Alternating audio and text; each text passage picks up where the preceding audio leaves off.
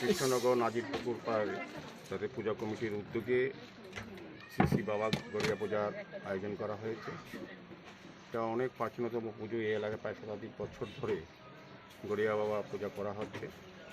তো আমি প্রথমেই পুজো উদ্যোক্তা যারা এই এলাকায় বসবাস করেন এবং যারা উদ্যোগ গ্রহণ করেছেন তাদেরকে অনেক অনেক আজকের এই গড়িয়া বাবা পূজা শুভেচ্ছা ধন্যবাদ জানাই।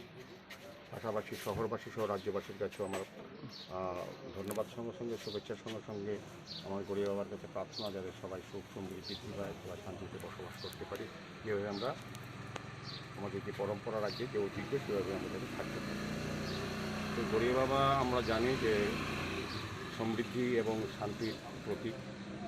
প্রতিটি পরিবারে যাতে শান্তি সমৃদ্ধি বৃদ্ধি পায় সেই লক্ষ্য রেখে আমরা গড়িয়া বাবার আরাধনায় ব্রতী হই। তো গড়িয়া বাবা আগে আমরা জানতাম যে এটা জনজাতি বা